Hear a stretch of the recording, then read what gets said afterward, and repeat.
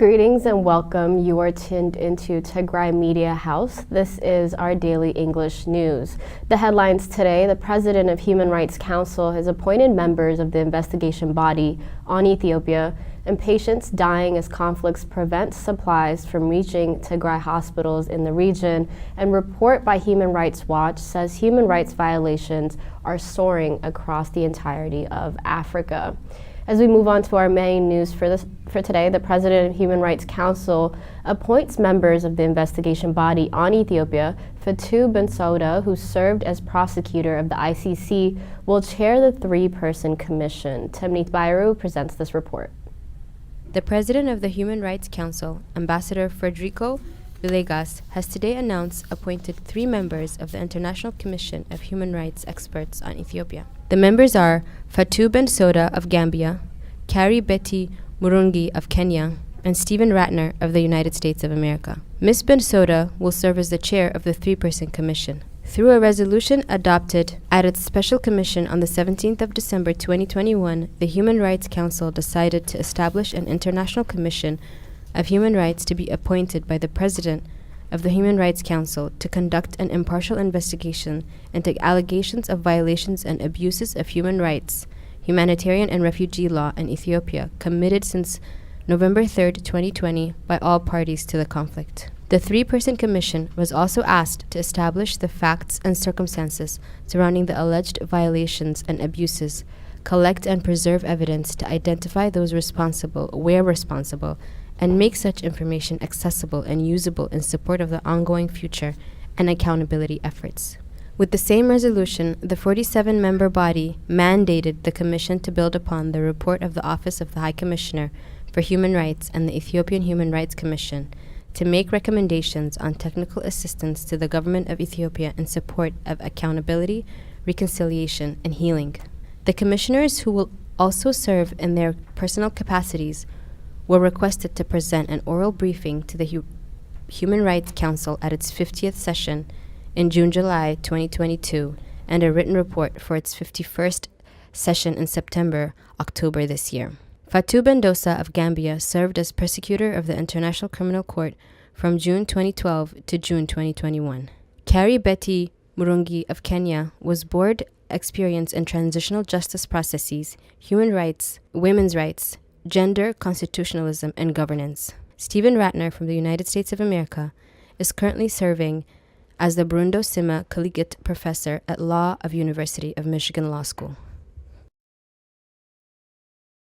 Of Adwa Day, the commemoration of the first ever decisive victory of Black people over the colonial powers, and the victory of Adwa inspired liberation movements across the entirety of Africa. The Battle of Adwa was the climactic battle of the First Italo-Ethiopian War. However, the same people who are proud in celebrating this day as their own have relentlessly ignored the atrocities and the inhumane conditions in which the civilians of the same region of Adwa currently live in due to a man-made famine, as well as a blockade imposed on the region due to the Prime Minister Abiy Ahmed. Member of Tigray Armed Forces Central Command Getachew Reda said while he to celebrate this victory of Adwa today, no lesson seems to have been taken by those who are steeped in the tradition of singing about Adwa, as they remain stubbornly indifferent to the stories of those who have genuinely lived out the spirit of Adwa.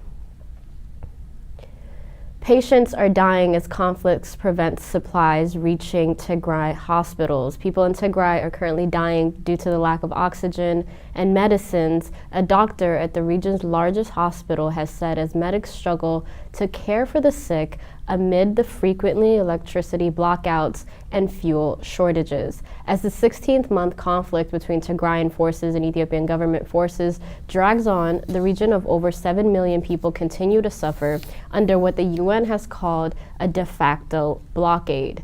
Staff at the Eider Referral Hospital in Ma'ala, the regional capital, said they were losing patients who would have otherwise lived. Speaking during a rare moment of internet connectivity, he said the wider region was suffering similar problems, and that the morning he said doctors from northern town of Adwa had told him that their hospitals, which had survived the looting and the destructions during the early months of the war, was now struggling to keep infants alive.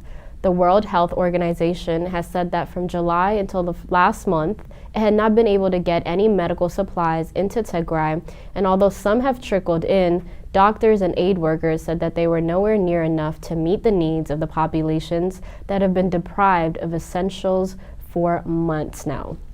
At Eider, a 500-bed hospital, staff are desperate for many more of the most basic medical supplies, including gauzes, intravenous fluids, linen cleaning agents, and despite deliveries by the International Committee of the Red Cross in January and February of this year, the organization's first since September of last year, doctors are still reusing gloves for everything except surgery and childbirth.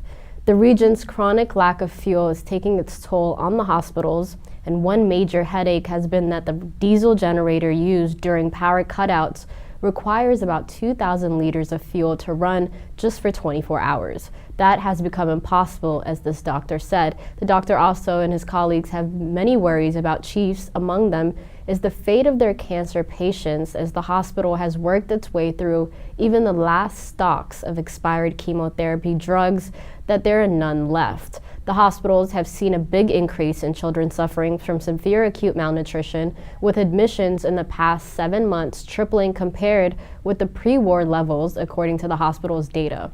Of 208 children admitted since July 2021, 21 had died. A second doctor at Eider said staff fear that the situation in rural Tigray is even worse. In January, the UN World Food Program warned that at least 2 million people in Tigray were suffering from an extreme lack of food.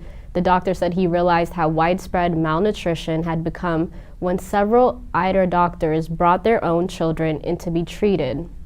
That really broke our hearts, he said. We never thought we would see the day. Aside from the struggles of their patients, the hospital's 2,000-strong staff have their own problems. They said that they have not been paid since May of last year. Eider staff hope that amid the Russian invasion of Ukraine, the international community will not forget about Tigray. There are lots of issues from the world, of course, but the members of the human community, we hope some people somewhere will care about our story, as the doctor reiterated. A report by Human Rights Watch says human rights violations are soaring across the entirety of Africa. The Global Rights Watching raised watchdog the red flag for most of the countries on the continent. The 2022 Human Rights Watch report reveals that human rights violations have continued in 26 African countries, and that the watchdog monitored last year, with the situation worsening in most of them. Human Rights Watch also states that the human rights and humanitarian situations in Ethiopia deteriorated further in 2021, with civilians impacted by a devastating conflict in Tigray, security forces abuses, attacks by armed groups, and deadly ethnic violence in other parts of regions as well. In Tigray, government forces and allies committed forcible displacement, large-scale massacres, widespread sexual violence, indiscriminate shelling, pillage and attacks on schools and hospitals, as the report read. According to Human Rights Watch, the government's actions in Tigray contributed to growing international pressure to address the accountability for the rights and their abuses. The report noted that the rights violations not only continued in countries facing armed conflicts such as Cameroon, the Central African Republic, Chad, Ethiopia, Mozambique, Nigeria, as well as South Sudan, but were also recorded in countries like Angola, Burundi, Eswatini, Rwanda, Uganda, and Zimbabwe, among many, many others. The Ethiopian Reconciliation Commission has been dissolved without any significant achievement. The commission is handing over its unused budget of materials to the newly formed National Dialogue Commission, and Timnit Bayru has more on this story. Ethiopian Reconciliation Commission has been dissolved 3 years into its formation by the National Parliament. According to the government, the National Reconciliation Commission was established with the objective of maintaining peace, justice, national unity, and consensus, also reconciliation among the Ethiopian peoples. According to a local media report, the commission was ordered to hand over its unused budget and office materials to the newly formed National Dialogue Commission, also known as NDC, and dissolve itself.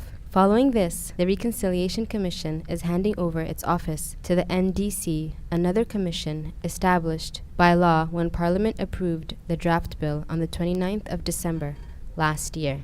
In a letter to the Reconciliation Commission in February, the House of People's Representatives stated that the Commission's term in office had expired and urged it to submit a summary of its activities over the past 3 years. In addition to identifying the root causes of conflicts in the past, the Commission was also vested with power to identify victims and wrongdoers. It is hoped that the Commission would empower the victims by helping hold perpetrators of the conflict to account.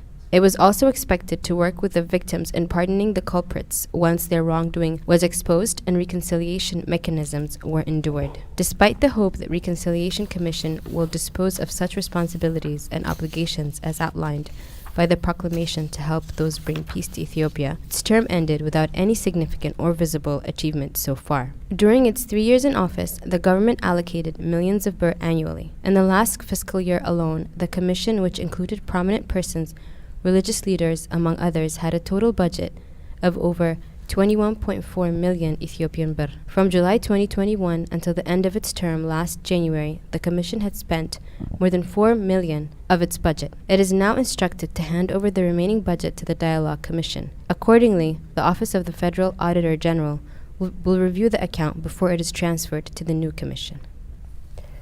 That concludes our news for today. Thank you so much for tuning in. Bye-bye.